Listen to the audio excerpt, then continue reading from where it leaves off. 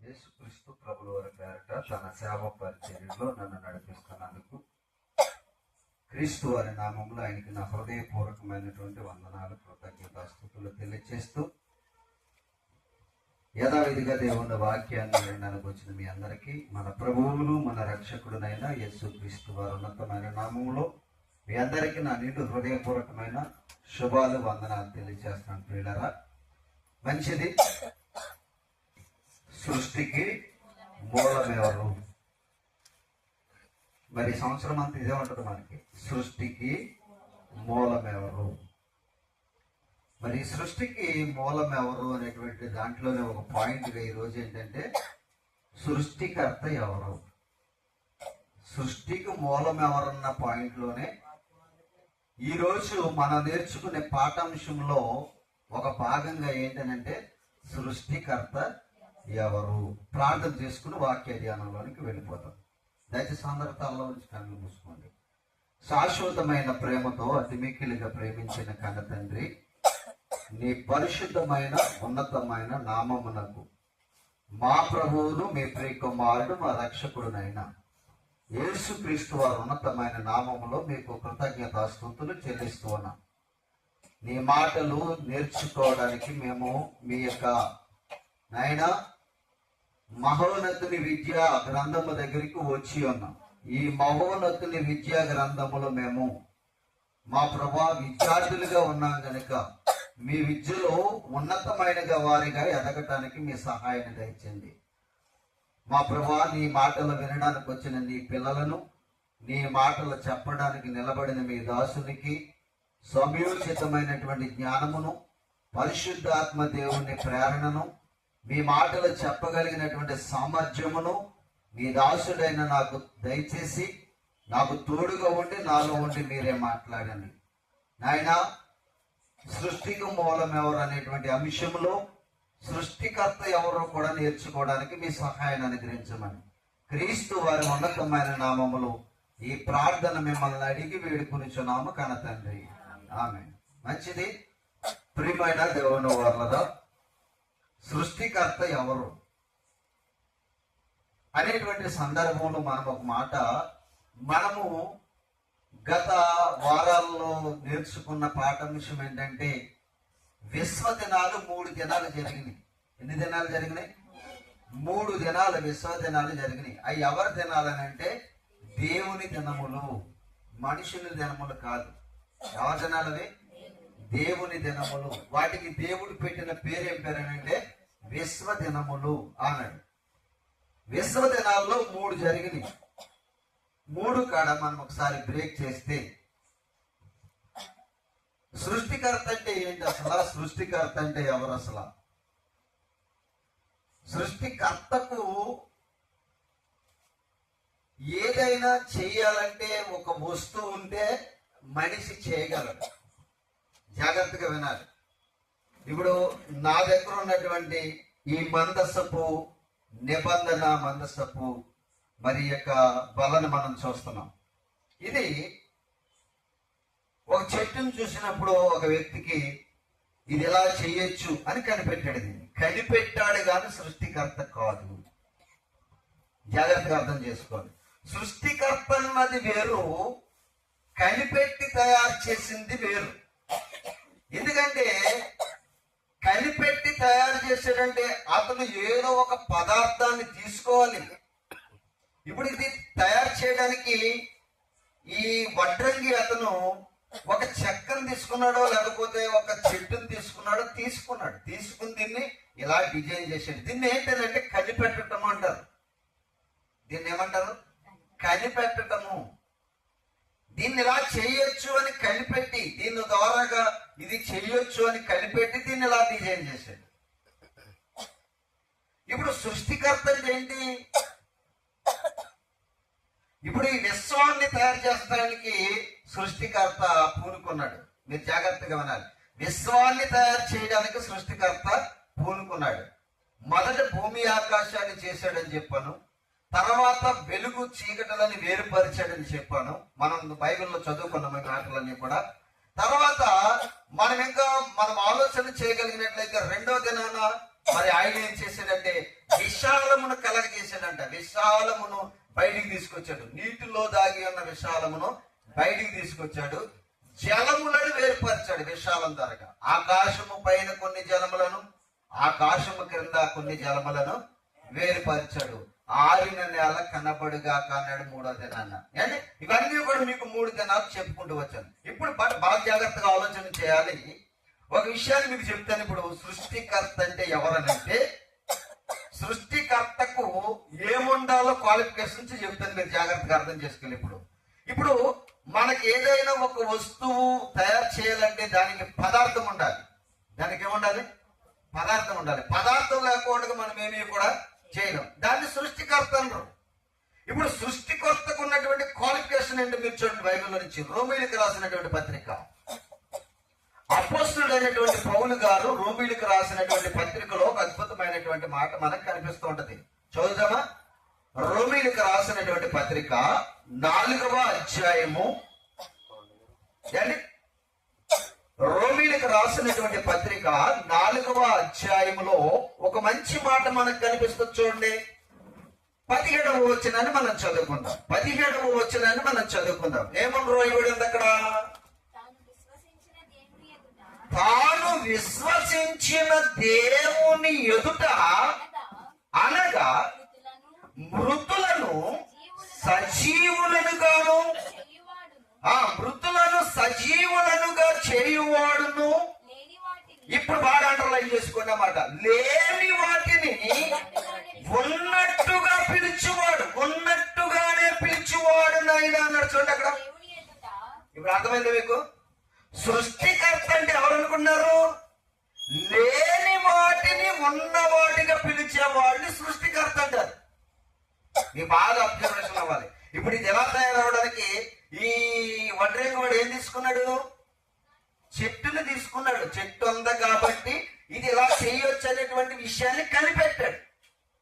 ఇప్పుడు వడ్రంగి ఇలా చేయాలనుకుంటాడు, చెట్టు లేదనుకోండి, చేయగలడా? ఆడి సృష్టికర్త అవుతాడా? ఆవిడ. మీకు బాగా అర్థమయ్యే రీతిలో చెప్తున్నాను, జాగ్రత్తగా వినాలి. ఇతనికి పదార్థం ఉండాలి. మనిషిగా ఏ వ్యక్తికైనా ఒక కళ్ళజోడు తయారు చేయాలన్నా, ఒక సెల్ ఫోన్ తయారు చేయాలన్నా, ఒక కుర్చీ తయారు చేయాలన్నా ప్రతి మనిషి ఇది చేయొచ్చు అని కనిపెట్టాడు. ఆ పదార్థం తీసుకుని చేస్తాడు. వాడిని సృష్టికర్త అనరు. సృష్టికర్త అంటే ఏంటంటే లేని వాటిని ఉన్న వాటిగా పిలిచి చేసేవారిని ఎవరంటారంటే సృష్టికర్త.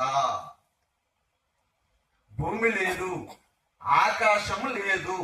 భూమి లేనప్పుడు, ఆకాశము లేనప్పుడు దేవుడు ఏ పదార్థాన్ని తీసుకున్నాడు? ఆ పదార్థానికి మనం ఏమైనా చెప్పగలమా? ఎవరు చెప్పలేరు. అది ఎవరి పదార్థం? దేవుని పదార్థం. ఇప్పుడు బాగా అర్థం చేసుకోవాలి. ఈ భూమి ఎలా ఉందంటే ఇది ఎవరు చేశారో తెలుసా అండి? ఇది లేదు ఒకప్పుడు, ఇది లేదు. లేని దాన్ని పిలిచాడు, లేని దాన్ని చేశాడు. అది సృష్టికర్త, అది క్రియేటర్ అంటారు దాన్ని. అంటారా మీరు? క్రియేటర్ అంటే లేని దానిని చేసేవారిని సృష్టికర్త. ఇప్పుడు చూడండి, బైబిల్ అంత క్లారిటీగా రాశాడు. చూడండి, మరల చదువున్న రోమపత్రిక 4వ అధ్యాయం 17వ వచనాన్ని మరల చదువుకుందాం. ఏమని రాయబడి ఉంది అక్కడ? చూడండి, అబ్రహాం గారి గురించి మాట్లాడుతున్నారు. ఈ సందర్భం ఏంటంటే అబ్రహాము ఎంత విశ్వాసో ఆ విశ్వాసి యొక్క జీవిత చరిత్రను చెప్పడానికి అపోస్తలుడైన పౌలు గారు రోమా సంఘానికి పరిచయం చేస్తున్నాడు. ఆ పరిచయంలో అబ్రహాము విశ్వసించడానికి ఆయన ఎంత గొప్పవాడు అది చెప్పడానికి సందర్భాన్ని ఇక్కడ వివరిస్తున్నాడు. మీకు బాగా అర్థం అవడం కోసం చెప్తున్నాను ఇదన్నమాట. అంటే మరలా చదవండి అన్నమాట. తాను విశ్వసించిన దేవుని ఎదుట అనగా మృతులను సజీవులనుగా చేయువాడును లేని వాటిని అంటున్నాడు. చూడండి, ఇక్కడ లేని వాటిని ఉన్నట్టుగానే పిలిచేవాడంట ఆయన. లేని వాటిని ఉన్నట్టుగా పిలిచేవాడంట. అది సృష్టికర్త అంటే. అర్థమవుతుంది మీకు? సృష్టికర్త అంటే అందరూ క్రియేటర్స్ అంటున్నారు. ఇప్పుడు అందరు క్రియేటర్స్ కాదు. క్రియేటర్ అంటే లేని దాన్ని సృష్టించాలి. ఒకప్పుడు సూర్యుడు లేడు, మరి ఎవరు చేశారు? ఎవరు చేశారు? ఆ పదార్థం ఏంటో మనం చెప్పగలమా? పోనీ ఏ శాస్త్రవేత్త అని చెప్పగలడా? భూమి పదార్థం అంటే ఇప్పుడు మనం మట్టి అంటున్నాం దీన్ని. పోనీ మట్టే రైటే, ఈ మట్టిని ఎక్కడి నుంచి తీసాడు ఎవరని చెప్పగలరా? ఎవరు చెప్పలేరు. పోనీ దేవుడు చెప్పాడు, ఇది చేసి జలములలో దాచాడంట. చేసి జలములలో దాచాడు అంటే ఒకప్పుడు ఏమిలేదు, ఇది లేదు. ఏమీ లేనప్పుడు పిలిచాడు, చేశాడు. ఇదంతా కూడా మీకు చెప్తున్నాను. ఏంటి మనం పాఠాంశం ఏంటనంటే సృష్టికి మూలము ఎవరు? 3 దినాలు అయినాయి ఇప్పటికి మనం చెప్పుకోవడానికి. ఎన్ని దినాలు అయినాయి? ఆ మూలంలోనికి రాలేదు. అసలు ఈ సృష్టికి మూలం ఎవరో మనకి ఇంకా అర్థం కాలేదు, తెలుసుకోలేదు. ఈ సృష్టికి ఎంత లేని పదార్థాన్ని పిలవడానికి కారణం ఏంటి? ఇంత లేని పదార్థాన్ని తయారు చేయడానికి గల కారణం ఏంటి? లేని వాటినే ఉన్న వాటిగా పిలవడానికి గల కారణం ఏంటి? సూర్యుడిని ఎందుకు చేయాలి? భూమిని ఎందుకు చేయాలి? ఆకాశాన్ని ఎందుకు చేయాలి? ఇవన్నీ ఎందుకు చేస్తున్నాడు? అసలు ఎందుకు చేస్తున్నాడు? అంత పని కట్టుకుని చేస్తున్నాడంటే ఆయన ఉద్దేశం ఏదో ఉంది, ఆయన ప్రణాళిక ఏదో ఉంది, ఆయన ఆలోచన ఏదో ఉంది, ఆయన సంకల్పం ఏదో ఉంది. ఆ సంకల్ప ప్రకారంగా ఒక క్రియేటర్ ఏదైనా చేయగలడు. ఇప్పుడు ఒక కారు తయారు చేసేవాడు ఎన్ని రకాలుగా అయినా తయారు చేయగలడు. తనకు ఒక ఆలోచన ఉంటుంది. ఆలోచన ఉంది కాబట్టి డిజైన్లు మార్చుకుంటూ చేస్తూ ఉంటాడు. కారణం ఆయనకు ఒక సంకల్ప ప్రకారంగా చేయాలనుకుంటూ ఉంటాడు. అలాగే దేవుడు కూడా ఈ సృష్టిని చేయడానికి ఒక ప్రణాళిక అనాదిలో వేసుకున్నాడంటండి. ఆదిలో కాదు. ఎప్పుడు వేసుకున్నాడంటే అనాదిలో వేసుకున్నాడు. ఆ అనాదిలో ప్రణాళిక ఏంటి? అనాదిలో ఉన్న ప్రణాళిక ఏంటి? చూడండి, ఎఫెసీయులకు రాసినటువంటి పత్రిక అపోస్తలుడైన పౌలు గారు ఎఫెసీ సంఘానికి రాసినటువంటి పత్రిక 1వ అధ్యాయము 4 నుండి 6 వచనాలు కలిసి ఉంటే చూడండి ఒకసారి మాట. ఎఫెసీయులకు రాసినటువంటి పత్రిక తీసారా? ఎట్లనగా తన ప్రీణియందు తాను ఉచితంగా మనకు అనుగ్రహించిన తన కృపా మహిమకు కీర్తి కలిగినట్లు తన చిత్త ప్రకారమైన దయా సంకల్పము చెప్పున యేసు క్రీస్తు ద్వారా తనకు కుమారునిగా స్వీకరించుటకై మనలను ముందుగా తన కోసం నిర్ణయించుకుని మనము తన ఎదుట పరిశుద్ధులమును నిర్దోషులమునై ఉండవలెనని జగత్తు పునాది వేయబడక మునిపే అదనమాట ఆయనలో మనల్ని ఏర్పరచుకుని, ఎప్పుడు జగత్తుకు పునాది అంటే ఈ సృష్టికి చేద్దామన్నట్టు ఆలోచన లేనప్పుడే దేవుడు తన పోలికలో మనుషుల్ని చేయాలనుకున్నాడంట. మరి ఆ మనుషుల్ని చేయాలనుకున్నప్పుడు ఆ మనిషికి ఏది అవసరమో అది ఏం చేయాలి? ముందుగా చెయ్యాలి. ముందుగా ఆయన ఏమైతే ఉద్దేశించాడో వాడికి కావలసింది ఏదైతే బాగుండదు. అందుకే సృష్టిలో క్రమంలో మనం చూస్తే ఒక 2వ రోజు తప్ప ఉన్న 6 దినాలు కూడా దేవుడు ఏం చేశాడు తెలుసా? చూచి మంచిది అని ఎంచి అది మంచిదైనట్టుగా చూసి పర్వాలేదనుకున్నప్పుడు దాన్ని ఆ సృష్టిలో ఉంచాడు క్రమ పద్ధతిలో. చూసారండి, సృష్టికి మూలం ఎవరంటే ఒక మనిషిని దేవుడు తన పోలికలో చెయ్యాలనుకున్నాడు. ఎప్పుడు? అనాదిలో. జగతికి పునాది వెయ్యబడక మునిపి అంటే ఎప్పుడు ఆలోచన? అనాదిలో ఆలోచన. అనాదిలో ఉన్న ఆలోచన ప్రకారంగా దేవుడు ఏం చేశాడంటే సృష్టిని చేయడం ప్రారంభించాడు. ఈ అనాదిలో దేవుడు మనిషిని చేయాలనుకున్నప్పుడు ఆ మనిషి ఎలాంటి వాడో ఎవరికి తెలుసు? ఎవరికి తెలుసు? దేవుడికే తెలుసు.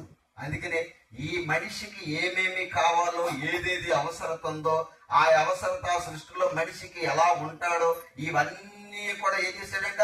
మంచి వాతావరణంలో ఈ మనిషిని పెట్టాలనుకుని దేవుడు భూమి ఉండాలి, భూమి పైన ఏముండాలనుకున్నాడు? ఆకాశం ఉండాలి, ఆకాశం పైన ఇంకేం ఉండాలనుకున్నాడు? ఇప్పుడు చదువుతాం మనము. ఏమండి? ఆది కాండంలోనికి వద్దాం. ఇప్పుడు జాగ్రత్తగా మనం ఆలోచించేద్దామా? ఆది కాండము 1వ అధ్యాయము ఏమని రాయబడి ఉందో చూడండి. ఇప్పుడు 14వ వచనం. దేవుడు పగటిని రాత్రిని వేరుపరిచినట్లు ఆకాశ విశాలమందు జ్యోతులు కలుగుగాక అనియు అవి సూచనలను కాలములను దిన సంవత్సరములను సూచించుటకై యుండునుగాక అనియు అన్నాడు. ఇక్కడ ఏమంటున్నాడు? ఆకాశములో పగటిని ఏరుటకు పెద్ద జ్యోతి అంట, రాత్రిని ఏలడానికి చిన్న జ్యోతి అంట. ఈ జ్యోతులలో ఏముంది? ఆగదాం ఒక నిమిషం. ఏముంది? జ్యోతులు ఎందుకు పెట్టాడు? వెలుగు కోసమే పెట్టాడా? ఇంకా దేనికోసం పెట్టలేదా? వెలుగు కోసమే పెట్టాడా? సూచనలను కాలములను దిన సంవత్సరాలు అన్నాడు. చూడండి, ఎవరికి సూచించడానికి, ఎవరికి తెలియజేయడానికి? మనుషులకు. ఎవరైతే సృష్టిలోనికి రాబోతున్నారో ఆ మనిషికి అవసరత. ఈ రోజు లెక్కేసుకున్నాం మనం. 2026 సంవత్సరాలు అంటున్నాం. ఈ కాలాన్ని లెక్కించడానికి ఎవరు మనకి ఆధారంగా ఎవరు అనుకుంటున్నారు? సూర్యుడు తిరుగుతున్నాడు, చంద్రుడు తిరుగుతున్నాడు, భూమి తిరుగుతుంది, విశ్వమంతా కూడా పనిలోనే ఉంది. ఇదంతా కూడా క్రమ పద్ధతిలో తిరుగుతూ ఉంది. ఇదంతా కూడా తిరుగుతుంది కాబట్టి నీకు కాలం ఏంటో తెలుస్తుంది. ఏ కాలం? వర్షాకాలం తెలుస్తుంది, వర్షాకాలం తెలుస్తుంది, శీతాకాలం తెలుస్తుంది. కాలాలు ఎక్కడి నుంచి వస్తున్నాయి? ఇవన్నీ ఎలాగో గుర్తుపట్టగలరు? ఈ ఋతువులన్నీ కూడా తిరుగుతున్నాయి కాబట్టి ఇది నీకు తెలపాలని దేవుడు సృష్టిలో లేని వాటిని ఉన్న వాటిగా పిలిచాడు. ఇది క్రియేటర్, ఇది సృష్టికర్త. అంటే అంతేగాని ఉన్నదాన్ని తయారు చేసిన వాడు సృష్టికర్త ఎందుకు అవుతాడు చెప్పండి? ఏదైనా ఒక వస్తువుని పట్టుకెళ్ళి తయారు చేసిన వాడు సృష్టికర్త అవడు. కనిపెట్టాడురా, ఇలా చేయొచ్చని కనిపెట్టాడురా అని చెప్పండి. అంతేగాని సృష్టికర్త పదవి గాని సృష్టికర్త బిరుదు గాని ఎవ్వరికి ఇవ్వడానికి సరిపోరు. ఎందుకు తెలుసండి? సృష్టికర్త ఒక్కడే. లేని వాటిని పిలిచిన వాడే సృష్టికర్త. లేని వాటిని ఉన్న వాటిగా చూపించిన వాడే సృష్టికర్త. అలా చేసిన వాడు ఎవరంటే మనము విశ్వసిస్తున్నటువంటి దేవుడు. ఒకప్పుడు అపోస్తలుడైన పౌలు చెప్పినట్టుగా అబ్రహాము విశ్వసించాడంట. ఎవరిని? లేని వాటిని ఉన్న వాటిగా పిలిచేవాడు ఆయన. అప్పటికే సృష్టిని ఏం చేసేసాడు అబ్రహాం గారు? పరీక్షించేశాడు. ఈ లేని వాటిని ఉన్న వాటిగా పిలిచి అందులో తన పోలికలు తన మనిషిని పెట్టి మరి ఇన్ని చేసిన దేవుడు నా బిడ్డను చంపితే మరలా తిరిగి ఇవ్వలేడా అని విశ్వసించి నమ్మాడంట. దాని గురించే చెప్తాడు రామపత్రికలో అపోస్తలుడైన పౌలు గారి సందర్భం. దాని గురించి చెప్పుకుంటూ ఏమంటాడంటే ఆయన ఎంతగా నమ్మాడంటే లేని వాటిని ఉన్న వాటిగా పిలిచివాడునైన దేవుని ఎదుట విశ్వసించాడంట. అంత నమ్మకంగా చేశాడంట పిల్లలు. చూసారా? రాత్రిని వేరుపరచుటకు. మరలా చదువుదాం ఆ మాట, బాగా చదువుదాం. దేవుడు పగటిని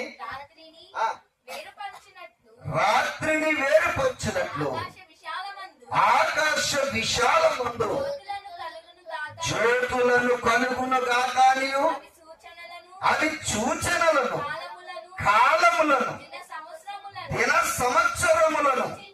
అదిగో ఎవరికి సూచించటకై? ఎవరికి సూచించడానికి? దేవుడికి అవసరమా కాలాలు సమయాలు? ఎవరికి అవసరం? దేవుడికి సమయాలు అవసరంలా. నేను మీకు చెప్పాను, కొన్ని కోట్ల సంవత్సరాలు అయితే ఒక అస్తమయము ఒక ఉదయం కలిగేదంట. ఎవరి దినాలు అవి? దేవుని దినాలు. ఏ దినాలు అని చెప్పినవి? విశ్వదినం. అప్పుడు సూర్యుడు ఉన్నాడా? చంద్రుడు ఉన్నాడా? ఎన్ని దినాలు వచ్చారో సూర్యుడు చంద్రుడు? మన ఆయన లెక్కల్లో 4వ దినంలో వచ్చారు. ఆయన లెక్కల్లో ఎన్నో దినంలో వచ్చారు? 4వ దినము. అంటే లేని వాటిని సృష్టించడానికి ఎంత ప్రయాసపడ్డాడో దేవుడు మనకు తెలుస్తలేదు. ఏదైనా మనము ఒక కర్రను తీసుకుని పని చేయాలంటే, ఆ వస్తువుకు ఒక రూపాన్ని ఇవ్వాలంటే దాని వెనకాల చాలా ప్రయాసం, చాలా కష్టం ఉంటది. మన దేవుడు తనంతట తానే విశ్వాన్ని కలగజేసాడు అనుకుంటాం తప్ప ఆయన దాని గురించి పడిన ప్రయాస గురించి మనిషికి అర్థమవుతుంది. అదే తెలుసుకోవాలి ప్రియమైన దేవుని వాళ్ళ, అదే తెలుసుకోవాలి మనం. ఇప్పుడు విశ్వం యొక్క సృష్టికర్తగా ఉన్నటువంటి సందర్భాలను మనం జాగ్రత్తగా ఆలోచన చేయగలిగినట్లయితే విశ్వం యొక్క వెనకాల ఎవరున్నారంటే సృష్టికర్త ఉన్నాడు అని తెలుసుకోవాలి మీరు. మనం సృష్టికర్త గురించి చాలా తక్కువ అంచనా వేస్తున్నాం ప్రియమైన దేవుని వాళ్ళ. తక్కువ అంచనా వేయకూడదు. ఎందుకంటే ఈ పదార్థం అంతటికి కూడా లేని వాటిలో నుంచి వచ్చినాయి అంటే పిల్లలు. పలికేను అని ఉండొచ్చండి. చదవండి, మరలా చదవమా మాట, మరలా చదువు ఆ మాట. 15వ వచనం. భూమి మీద వెలుగిచ్చుటకు అది ఆకాశ విశాలమందు జ్యోతులై ఉండుగాక అన్నాడు. ఎక్కడ ఉండమన్నాడు? ఆకాశ విశాలలో ఉన్నాయి. ఆకాశ విశాలలో ఉన్నాయంటే దేనికన్నా అంటించాడు అనుకుంటారా? దేనికి అంటించలేదు. అవన్నీ కూడా విశ్వంలో అలా తిరుగుతున్నాయి అంతే. ఎందువల్ల? అసలు ఆ సృష్టి గురించి ఆలోచన చేయండి, ప్రణాళిక. ఇంకో విషయం ఏంటో తెలుసా? ఇప్పుడు మనం నివసిస్తున్న భూగోళం కూడా దేని మీద ఆధారపడలేదు. ఎక్కడుందండి ఇది? ఎక్కడుంది? శూన్యములో వేలాడుతుందంట. ఎవరు చెప్పారు ఈ మాట? బైబిల్ చెప్పింది. మీకు అన్ని చెప్పడానికి రెఫరెన్స్ చెప్పడానికి అవకాశం లేదు, కానీ యోగ గ్రంథంలో ఉంటుంది మాట. ఈ భూమి దేంట్లో వేలాడుతుందంట? శూన్యములో వేలాడుతుందంట. అంటే భూమిని కూడా ఎక్కడ వేలాడదీశాడు? శూన్యంలో వేలాడదీశాడు. మరి మనం ఏదైనా వేలాడదీయగలమా? ఏదైనా వేలాడదీయగలమా? ఏది వేలాడదీయలేం. ఇప్పుడు సూర్యుడు అక్కడ ఉన్నాడు, అసలు ఆకాశంలో అంటుకుని లేడు, ఏమీ లేదు. ఆయనకి ఆకాశానికి అసలు సంబంధం ఉండదు. ఆకాశంలో జ్యోతిలో వెలుగుతాడు అంతే. ఆయన కూడా ఒక గోళం. ఎవరు? సూర్యుడు కూడా ఒక గోళం, చంద్రుడు ఒక గోళం, నక్షత్రాలు గోళాలు, ఇవన్నీ కూడా చాలా గోళాలు. ఇవన్నీ కూడా పాలపొంత, ఇవన్నీ కూడా పెద్ద పెద్ద ఉన్నవి. ఎక్కడ? ఆకాశంలో. ఇవన్నీ ఎవరు చేశారనుకున్నారు? దేవుడు. లేని వాటిని పిలిచాడంట. పిలవడం అంటే పలకటం. రాంటి వచ్చేయాలంటే ఎంత లేదైనా దేవుడు పిలిచాడంటే వచ్చేయాలి. భూమి రా అన్నాడు, పిలిచాడు, భూమి వచ్చేసింది. ఆకాశం రా అన్నాడు, వచ్చేసిందా? లేవయ్యప్పుడు లేని వాటిని పిలిచాడు. ఆకాశం ఎలా ఉండాలో అలా పిలిచాడు, డిజైన్ చేశాడు. ఎలా ఉండాలి భూమి, ఎలా ఉండాలి. జలములు, మనం తాగడానికి ఏం కావాలి? నీళ్లు కావాలి. నీళ్లు ఎలా ఉండాలని మనకు తెలుసా? గడ్డ పెరిగి మరి తాగడానికి పనికి వస్తుందా?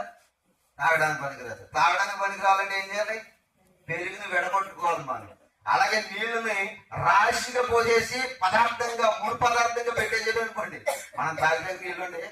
మరి మనిషికి కావాలి, ఇవన్నీ కూడా కావాలి, ఎలాగో కావాలని మీరు ఎవరు డిజైన్ చేశారు?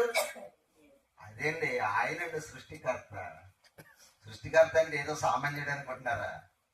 ఏంటి సృష్టికర్త అంటే ఎంతో సామాన్యుడు అనుకుంటున్నారా? కాదు. లేని వాటిని పిలిచిన వాడు సృష్టికర్త. చదువుకున్నారు కదా ఇందాక రోమాపత్రిక 4:17 ఆయన చెప్పిన మాట, లేని వాటిని ఉన్న వాటిగా పిలిచివాడే సృష్టికర్త. ఆయనకి పెట్టాలి సృష్టికర్తని. భూమి లేదు, పిలిచాడు. ఆకాశం లేదు, పిలిచాడు. సూర్యుడు లేడు, పిలిచాడు. చంద్రుడు లేడు, పిలిచాడు. మరి భూమిలో ఏమేమి కావాలో పిలిచాడు. మరలా భూమిలో ఏమేమి కావాలో పిలిచాడు. ఏం కావాలనుకున్నాడు? గడ్డి కావాలనుకున్నాడు, విత్తనములు ఇచ్చే వృక్ష ఫలాలు కావాలనుకున్నాడు. అండ్ ఇవన్నీ కూడా లేవు. లేనప్పుడు ఆయన పిల్లవగా వచ్చింది. ఎందుకు వచ్చినాయి? గడ్డి దేనికి అవసరం, చెట్లు దేనికి అవసరం, విత్తనాలు ఆయా జాతుల ప్రకారం విత్తనములన్నీ కూడా భూమి పుట్టించుగాక అన్నాడు. ఆయా జాతుల ప్రకారం అదే విత్తనమైన, అది గోధుమ గింజో, ఉరి గింజో, లేకపోతే ఇంకో గింజో, ధాన్యం గింజో, ఏంటి మరి ధనియాల గింజో, జీలకర్ర గింజో, అవన్నీ కూడా ఆయా జాతుల ప్రకారము ఎవరికి ఆజ్ఞాపించేశాడు? భూమి లేవని ఉండాలి, రావాలన్నాడు. వచ్చేసినాయి. ఇప్పుడు మనం ఏదైనా అనేటువంటి విషయానికి వస్తే ఆయన చేసిన వాటిలో ఒక్కడ పక్కన పెట్టేయండి. ఇప్పుడు మన తల మీద ఉన్న ఒక వెనుకని తయారు చేయలేం మనం. అంతా ఎందుకు? ఇప్పుడు మనం జాగ్రత్తగా ఆలోచన చేస్తే ఆయన ఈ సమయానికి తల ఈ టైప్ లో మారిపోవాలని ఒక క్రమ పద్ధతిని పెట్టాడు. దాన్ని మనం నలగ తీసేసుకుంటున్నాం కదండి. ఆ తెలుపుగా వచ్చినటువంటి ఒక వెంట్రుకను మనం నలుపుగా చేయలేమన్నాడు దేవుడు బైబిల్లో. దీన్ని ఏమైనా చేయగలరా? ఒక వెంట్రుక మొక్కను మనం ఏమీ చేయలేమని తీసి పడేసాడు అనమాట దేవుడు మనల్ని. అర్థమవుతుంది మీకు? చాలా మంది అంటూ ఉంటారు, నువ్వు నా వెంట్రుక కూడా పీగలవు అంటూ ఉంటాం చాలా మంది దగ్గర. కానీ దేవుడు అన్నాడు, నేను చేసిన ఒక వెంట్రుకను నువ్వు నలుపుగా చేయలేవు అన్నాడు. అంటే ఒక వెంట్రుకతో మనల్ని ఏం చేసాడు? తీసి పడేసాడు అనమాట.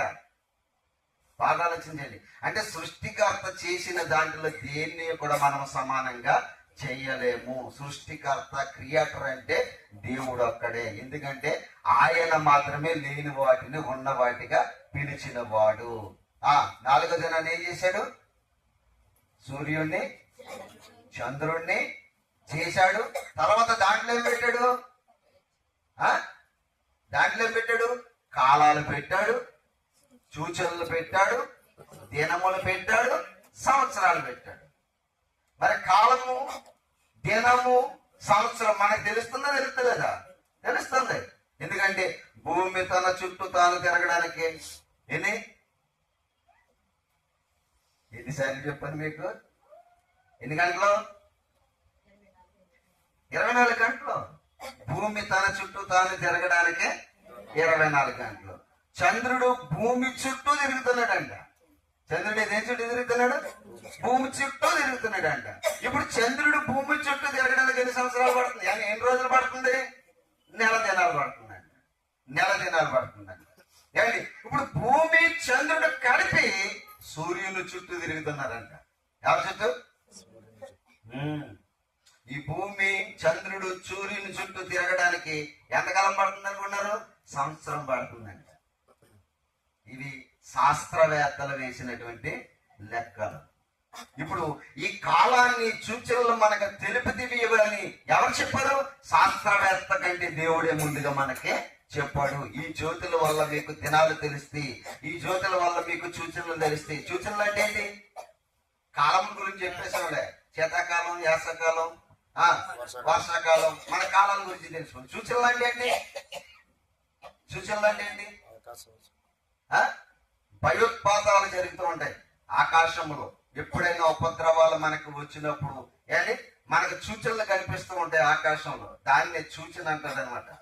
దాన్ని సూచిస్తుందంట. ఏంటది? ఆకాశం మనకి ఏం చూపిస్తుందంట? సూచనలు చూపిస్తాయి. యేసుప్రభు వారు 2వ రాకడలో వచ్చినప్పుడు ఏం జరిగిద్దో ఒక సూచన చెప్పాడు. నేను మీ దగ్గరకు వచ్చినప్పుడు ఏం జరిగితే అన్నాడు? కరువులు వస్తాయి, భూకంపాలు వస్తాయి, ఆకాశంలో ఏమైపోతుందంట? సూర్యుడు నలిపైపోతాడంట, చంద్రుడు. అవి సూచనలు అంటారు. అలాంటివి ఏమంటాడు? సూచనలు. ఎలాంటి సూచనలు మీకు కనిపించినప్పుడు యేసుక్రీస్తు వారు ఆయన ద్వారం దగ్గరే ఉన్నాడు అన్న సంగతిని మీరు తెలుసుకోండి అని చెప్తున్నాడు. ఇప్పుడు మీకు బాగా అర్థమైపోవాలి. సృష్టికర్త అంటే ఎవరు? లేని వాటిని ఉన్న వాటిగా పిలిచేవాడే సృష్టికర్త. అలా పిలిచిన వాడు ఎవరు? యెహోవా దేవుడు తప్ప ఎవరు కూడా పిలవలేదు. ఏ సృష్టికర్త లేడు. సృష్టికర్త ఒక్కడే ఉన్నాడు. ఎవరనంటే ఆయన మాత్రమే యెహోవా. ఆయన మాత్రమే పిలిచాడు. ఆయన పిలిస్తేనే లేనివన్నీ కూడా సృష్టించబడ్డాయి. భూమి గాని, సూర్యుడు గాని, చంద్రుడు గాని, ఆకాశం గాని, నీళ్లు గాని, ఈ సృష్టిలో ఏదైనా కానీ, చెట్టు గాని, విత్తనం గాని, కోడి గాని, పక్షి కానీ ఏదైనా కానీ లేని వాటిని సృష్టించాడు. ఇప్పుడు ఆయన సృష్టించిన వాటిలో మనం ఏం చేస్తున్నామంటే కోడిని పెంచుకుంటాం. కోడి పుట్టేడితే కోడి ద్వారాగా గుడ్డి ద్వారాగా మనం ఏం చేయించుకుంటాం? కోడి పిల్లలను తయారు చేయించుకుంటాం. కోడిని పిల్లలను తయారు చేయగలమా? పిల్లని మనం తయారు చేయలేము. అంటే పదార్థం ఎవరిది? పదార్థం దేవుని, పని మానవుని. అర్థమైపోవాలి మీకు. పదార్థం ఏమో దేవునిది, పని మాత్రము అది. పని నువ్వు చేసుకోవడానికి దేవుడిని పదార్థం కావాలి. ఇప్పుడు కుమ్మరోడు అన్నాడు, కొండ చేసుకోవాలంటే ఏం కావాలి? మరి ఆడికాడు తయారు చేసుకోమనండి. ఆడికాడు తయారు చేసుకుంటే వాడు సృష్టికర్త. దేవుని పదార్థాన్ని తీసుకుని వాడు సృష్టికర్త ఏంటండి బాబు? అర్థమైపోయిందా? పదార్థం ఎవరిది? దేవుంది. ఎందుకంటే పదార్థాన్ని చేసిన వాడు సృష్టికర్త. ఇప్పుడు నీకు బాగా అర్థమైంది అనుకుంటున్నాను కదా. సూర్యుడు, చంద్రుడు, ఈ వెలుగులు, కాలాలు, సూచనలు ఇవన్నీ చేసేదానికి ఎన్నో దినం అయిపోయింది? అస్తమయమును ఉదయమును కలుగగా 4వ దినమైంది. ఈ దినం ఎవరిది? భూదినమా విశ్వదినమా? అది విశ్వదినాల్లో 4వ దినమైంది. దేవుడి కొద్ది మాటలు మన వెనుకడలో దీవించిన గాక. ప్రార్థన చేసుకుందాం. పరిశుద్ధుడ మహోన్నతుడ మా తండ్రి, నీకే వందనాలు స్తోత్రాలు చెల్లిస్తున్నాం కదా. ఇదిగో తండ్రి, ఇంతవరకు తండ్రి నీ కుమారు మా దాసుని నిలబెట్టి చాలా విలువైన సంగతులు, సంఘానికి సమాజానికి తండ్రి అవసరమైన సంగతులు మీరు వినిపించిన విధానం పట్ల నీకే వందనాలు స్తోత్రాలు చెల్లిస్తున్నాం తండ్రి.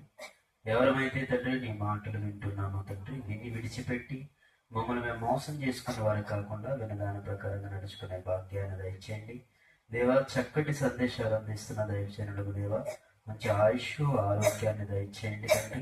మీ పనిలో ఇంకా బహుబలంగా మీ బిడ్డను వాడుకుంటారని విశ్వసిస్తున్నాం దేవా.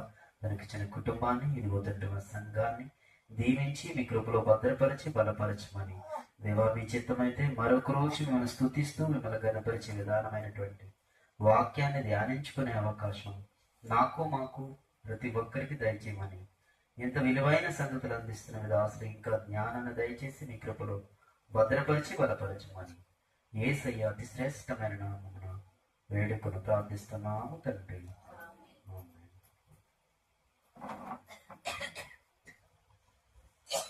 ఇప్పుడు మన తండ్రి అయిన దేవుని ప్రేమ, ఆయన కుమారుడు మన రక్షకుడు అయిన యేసుక్రీస్తు వారి యొక్క కృప, ఆదరణకర్త అయినటువంటి పరిశుద్ధాత్మ యొక్క అన్యోన్య సహవాసము ఇప్పుడు నిత్యం సదా మనకు సకల పరిశుద్ధులకును ప్రార్థించబడిన అంశములన్నీ నెరవేర్చబడ్డకును ప్రార్థించినటువంటి మీ కుమారుడుకును కూడి వచ్చిన సంఘమునకును అలాగే జరగవలసినటువంటి కార్యక్రమాలన్నిటికీ సదా తోడేండి నడిపించును కాక. అందరికీ హృదయపూర్వకమైన వందనాలు. All of you. God bless you. ఒక మనం ఏంటంటే